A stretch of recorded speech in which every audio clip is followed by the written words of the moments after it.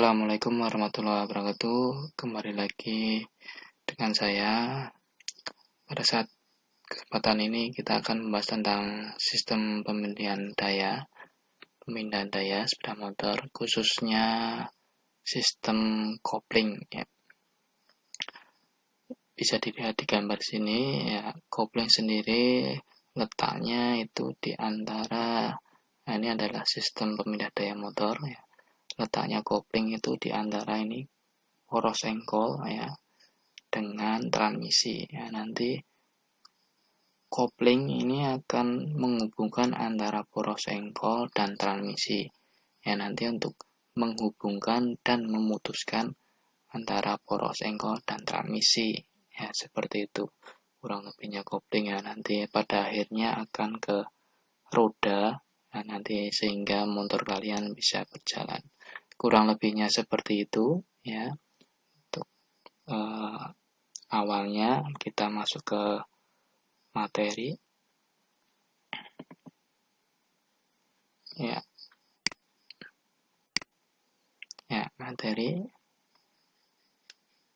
Ya, kopling sepeda motor, ya. Kalau kalian pernah mendengar kopling, ya, itu kopling ini pada tiap motor pasti ada, ya. Kopling sendiri berfungsi untuk memutuskan dan menghubungkan putaran dari engine ke transmisi. Ya, pada saat kalian perpindahan gigi, itu gigi 1 ke 2 misalkan, itu akan kopling ini akan berfungsi. Dia akan memutuskan atau menghentikan putaran sejenak untuk transmisi bekerja atau memindahkan giginya ke 1 ke 2 misalkan, seperti itu. Ada lagi nanti yang kopling itu kalau kalian pernah menggunakan motor itu pada saat motor metik, pada saat stasioner itu kenapa motor nggak langsung jalan, karena ada sistem kopling, ya. Pada saat gigi pertama itu kalau nggak digas sama dia nggak akan jalan, karena ada kopling. Di situ ada kopling yang bekerja. Makanya itu kopling fungsinya seperti itu. Itu sedikit fungsinya. Ya. Terus terdapat beberapa jenis kopling, ya. Sebagian besar itu nanti kita akan bahas tentang kopling otomatis dan kopling manual. Sebenarnya hanya ada dua, sebenarnya ada kopling otomatis dan manual. Ada juga nanti yang membedakan tipe kopling itu ada yang tipe berdasarkan konstruksinya, nanti ada kopling tipe piringan, ada kopling tipe sepatu sentrifugal, ada yang V-bel, nanti ada juga kopling yang berdasarkan tentang kondisi kerjanya, nanti ada kopling basah dan kopling kering, ya, seperti itu. Nanti kita bahas tentang kopling otomatis dan manual saja, ya. Ini ya contoh kopling manual yang bekerjanya otomatis. Otomatisnya karena nanti ada putaran, ya. Nah, ini di situ ada kopling manual. Kopling manual ini kita harus membutuhkan mekanisme tambahan, yaitu berupa handle kopling, ya. Ini seperti ini gambarnya, ya. Ini harus perlu mekanisme tambahan, ya. Seperti itu, ya. Sedikit ke jenis-jenis kopling, ya. Kita ke komponen kopling, ya. Sedikit komponen kopling, ya. Ini kopling otomatis. Kopling otomatis sebenarnya hanya dua yang paling penting, itu ada, ya, semuanya penting tapi ada yang dua komponen, yaitu rumah kopling, ya, nanti yang berhubung langsung dengan poros utama atau poros belakang bisa jadi. Ini nanti adalah kampas koplingnya nanti di tengah sini, ya. Ini kampas koplingnya, ya, untuk kopling otomatis atau sentrifugal. Itu yang utama untuk kopling otomatis. Yang kopling manual itu ada agak banyak, ya. Hampir sama sebenarnya. Di sini ada ban penekat, ada rumah kopling juga, sama ada plat kopling, ya, ada kampas kopling sama terus ada bekas kopling, ya, ada rak pinion, ada handle kopling ya tadi yang manual ya, butuh handle itu yang manual ya, hampir beda banyak ya, otomatis sama manual kurang lebihnya seperti itu ya komponennya. Nah, kita cara kerjanya bagaimana untuk otomatis ya.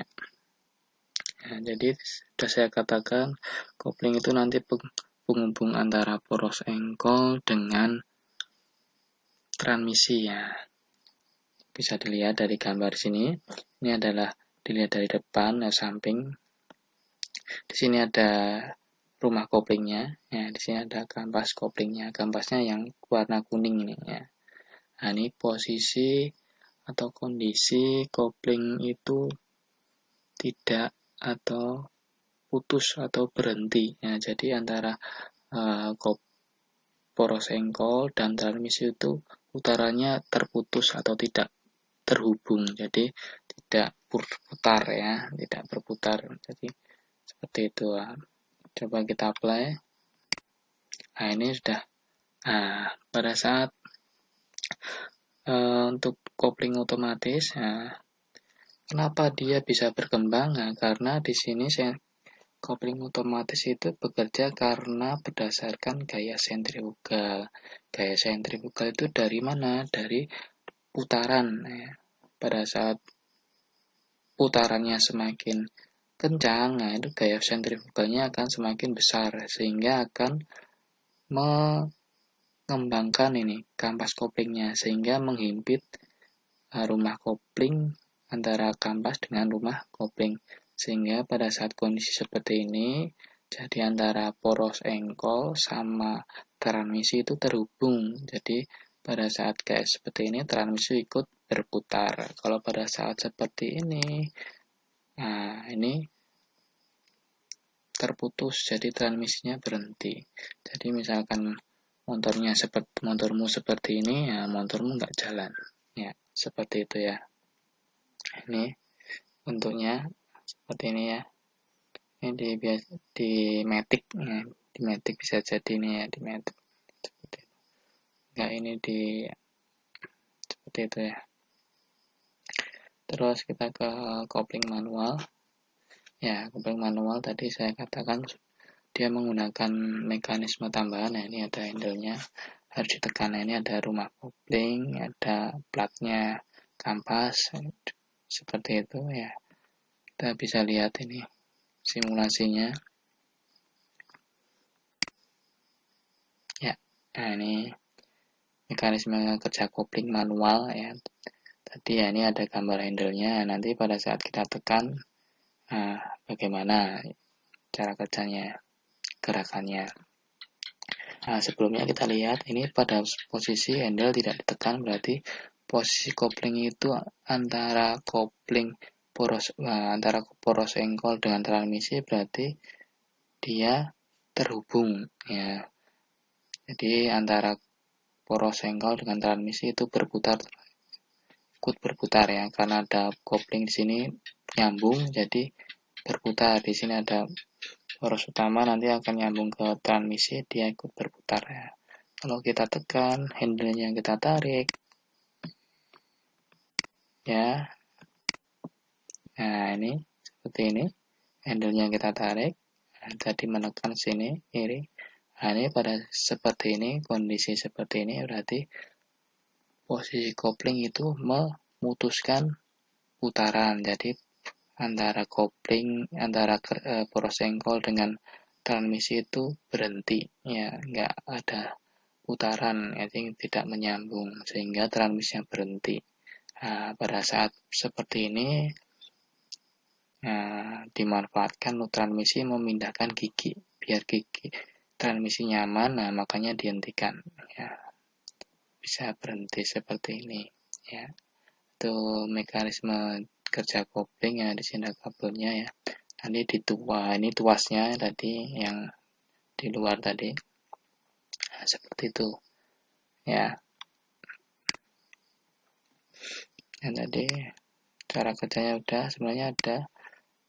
Nah, ini ada pemeriksaannya. Nanti ada perawatan berkala untuk kopling itu biasanya untuk perawatan berkalanya adalah di motor bebek ya menyetel kopling.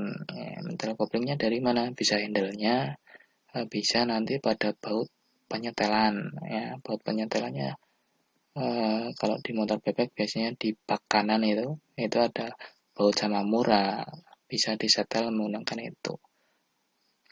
Nah ini kalau ini untuk melepas unit kopling ada pemeriksaan sentrifugal. Nah nanti diperiksa itu sentrifugalnya, kopling otomatis ya.